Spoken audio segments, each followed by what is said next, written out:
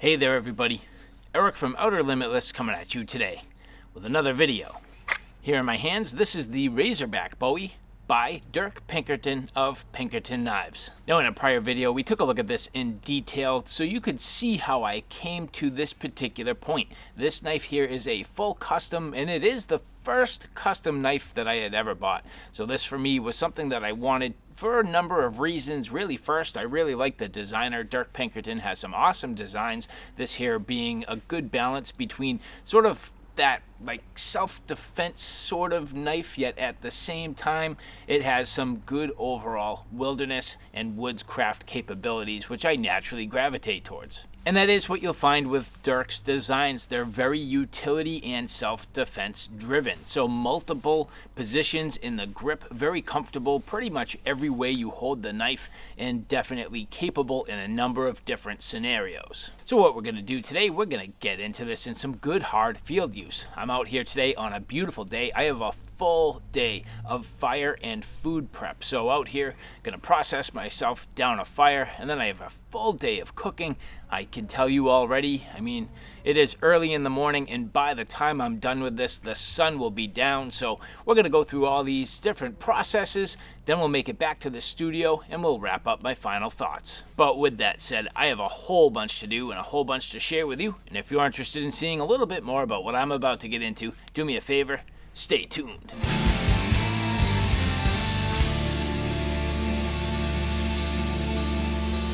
And so if you're interested in seeing how I got to this point, do me a favor and take a look at one of my prior videos.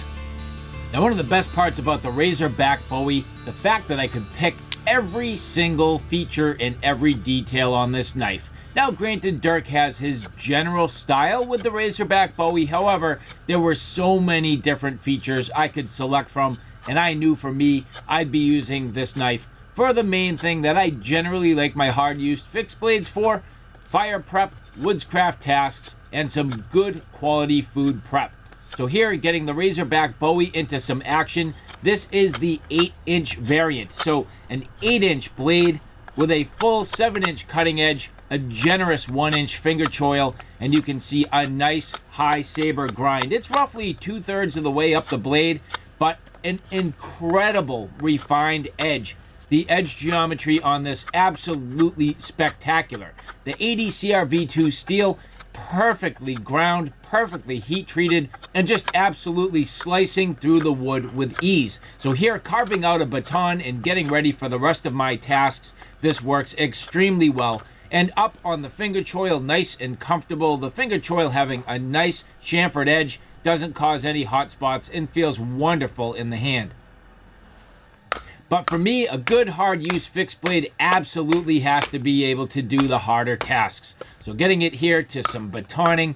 I know batoning can be controversial. Are we over it yet? To me, batoning is absolutely the way to go to split down firewood. So getting some larger pieces and hammering down through the wood, no problem for the most part, except for the fact that, well, you can see I literally tried to hammer down through about as stubborn of a knot as you could possibly find.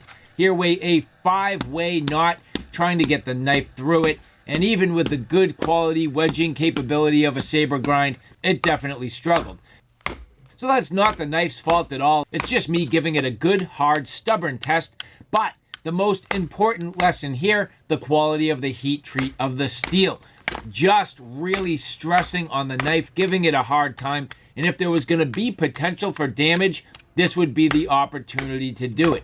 But no fear that the blade was going to break, no fear that I would damage the edge, and hammering down and through the wood to the best of my ability, and even down and into the knots, no problem, the knife could take it.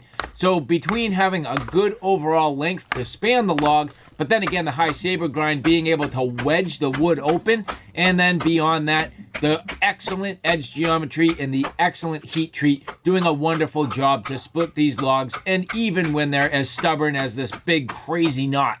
But you can see persistence prevails, hammering down and through this, and finally getting the knife to go down and through this. It wasn't perfect. I broke my baton a couple times, but wailing on the knife, it finally did the work. I was able to kind of split this apart, and you can see how incredibly stubborn that knot truly was.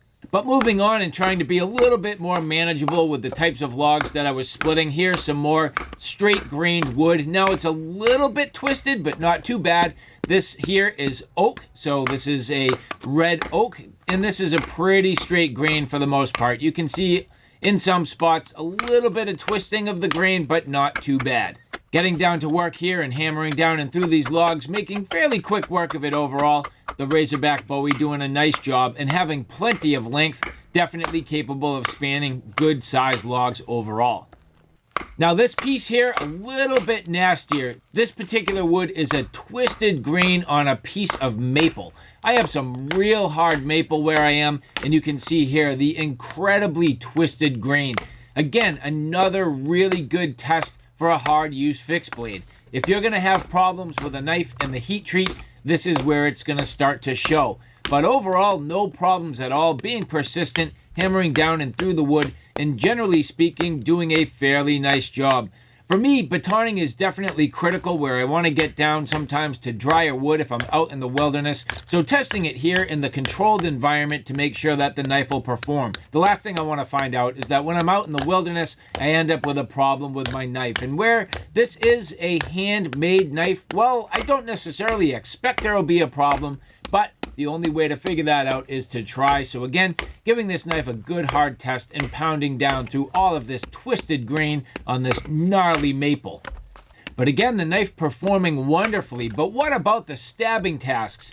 This is the Razorback Bowie. For me, a Bowie style knife definitely needs to be able to stab, penetrate deep, and really help me with some of these splitting tasks. So getting on some of my wood and splitting it down further and further, getting myself some nice little pieces of kindling to help me get my fire started.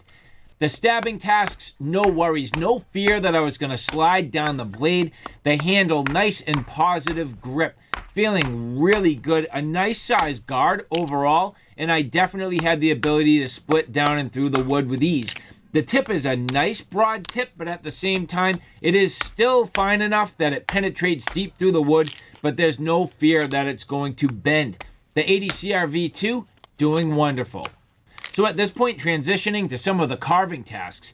Here, getting up on the choil, carving down and planing down the wood, trying to find myself a nice straight edge so while I do my carving tasks, I can get myself some decent feathers. So usually what I'll do is work down. You can see changing grips, sometimes on the handle, sometimes a little bit more forward on the choil, both ways working very effectively. This knife has a wonderful balance, feels excellent in the hand, and whether you're on the handle or forward on the choil, it definitely does a nice job with the carving tasks.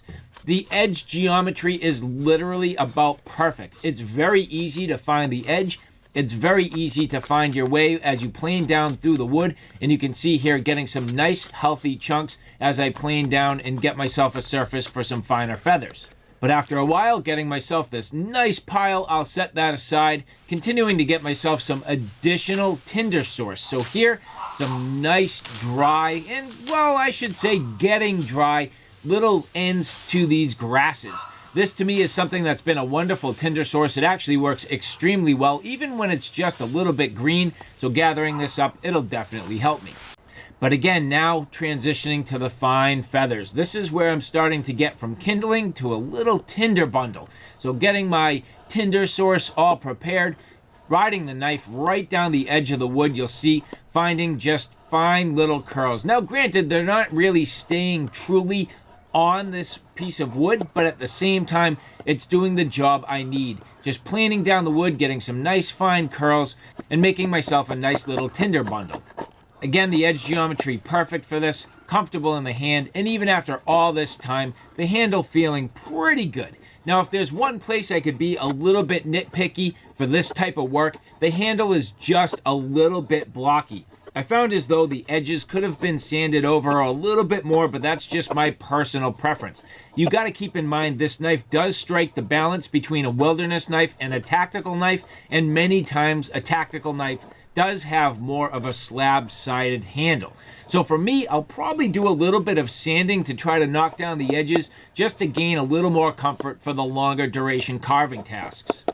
But you can see here, getting this nice little bundle ready. What about the scraping tasks? Oh, I messed myself up. I forgot to ask for a sharpened spine. So you can see here, it is softened enough that it doesn't cause any damage to your thumb while you're working. So unfortunately, what that means is it is very limited in its ability to scrape fuzz. That's something that I'll probably address on my own. I'll sharpen that up on my own in the future. Not a huge deal, but it's just a disappointment. I wish I had Dirk do that himself. Transitioning here to some fat wood. Fat wood is always integral in my ability to get a fire started easily. Now, I can certainly do it without the fat wood, but I do really like to test a knife on the fat wood for how it carves. Here, doing a wonderful job, just getting nice, healthy chunks, and it just rides nicely through this fat wood, doing a wonderful job to get me some good tinder to start my fire. Now again, just demonstrating that I do not necessarily have the best ability to scrape. It's unfortunate, so transitioning to the blade, getting myself some fuzz, kind of using the knife almost in the same fashion that I would scraping to get myself some nice little fuzz off of this fat wood. That's going to be absolutely instrumental in my ability to catch a spark off a ferro rod. So now you can see getting this pile all put together and ready to go. The actual reality, again, because the edge of this knife, unfortunately, is not sharp enough, and I'm not able to get that fuzz, at the same way, I'm not able to strike my ferro rod. So again, a little bit of a bummer, transitioning to a dedicated striker, getting this fire started pretty quick, no problem. This fire is going to be definitely instrumental as I'm going to be at a full day of cooking. So getting the fire started, keeping it going, nice and sustained, nice and hot. It's time to transition to those cooking tasks. So at this point, I'm just going to stop doing the talking myself. Let's let the knife do the talking for the cooking portion of this review.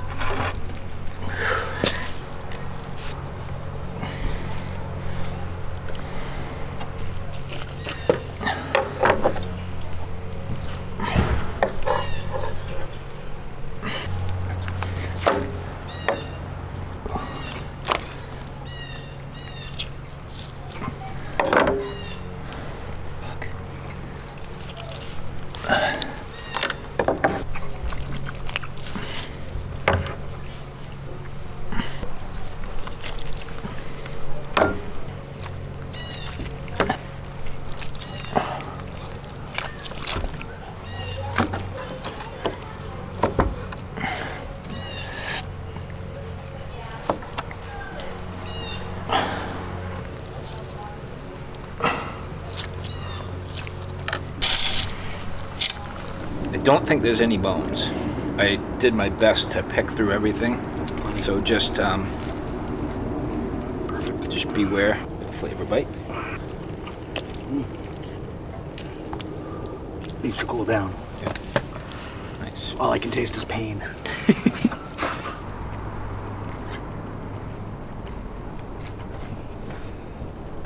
It actually looks legit. Looks really good. All I taste is pain. It's so hot. I'm impressed. Not bad. I'm happy with it. I'm impressed. Thanks, man. It's good. For backyard cooking.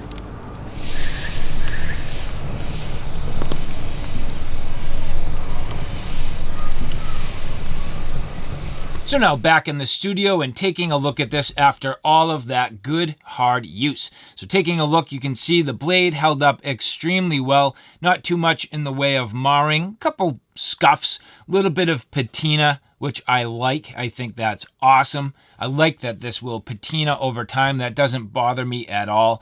No deformation on the edge. Absolutely wonderful. So that held up perfect. The ADCR V2, I believe, was a fantastic choice. And even being so high in the overall Rockwell hardness, no chips at all. Checking the general sharpness at this point with the little nail nick test.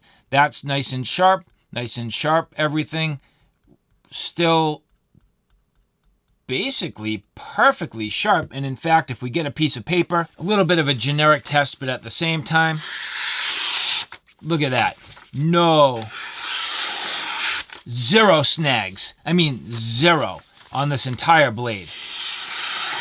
That is just a testament to the quality, to the edge geometry, the manufacturing, the craftsmanship that goes into this, and the heat treat. So, man, that is just awesome. So, all right, guys, there you have it. A look at the Pinkerton Knives Razorback Bowie, custom made specifically for me and fantastic in the field.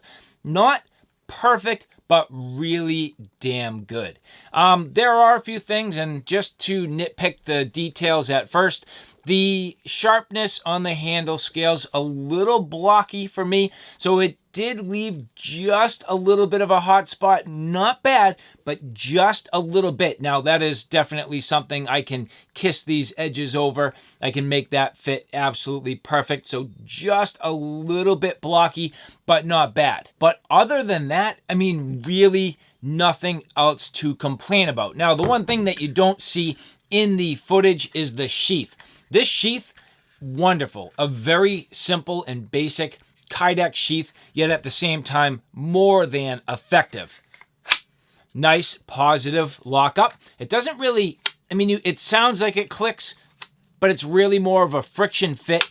As you look at the way it's molded, it does a wonderful job going right around a huge mass of the handle. That's where you're able to get on this, grab the knife, yet at the same time draw it with ease, but it has a ton of retention. And as you listen here, like, zero rattle. That is not rattle. I mean, super well done. I could carry this inverted all day. No fear that this is going to come out. And I love a knife like this. Literally inverted on my pack strap. So as I'm hiking, I can get the knife out. I can do my little camp tasks. I can prep some food. And if I needed it for self-defense, not that I'm going to try to defend myself against an animal with a knife, but with this, I probably could. I mean, this would do some pretty serious damage if I had to. So I do like having a little bit of wilderness self-defense when I'm out in the mountains. Having something like this, fantastic. So again, Dirk Pinkerton, wonderfully done, as you saw. Just awesome performance. A little bit lacking in my ability to truly scrape and really process some of the fuzz. That's the other thing, but that's my fault. After the entire design process, I can't believe I forgot to ask to sharpen the spine, and it's like something that's so fresh in my mind just with my knife manufacturing process and what I do with my brand. So I don't know, you can't get it all. Sometimes you make a little bit of a mistake. So if I could do it again, I would have sharpened that spine just to allow me to scrape and really shower the sparks. That is, again, something else I can personally do myself. So I might mod that a little bit, sharpen up that spine, give me the striking, give me the overall ability to, rip some sparks on a ferro rod.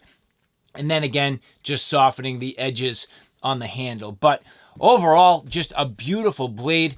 Great edge retention, just wonderful. What a nice job. Dirk Pinkerton, thank you very much, man.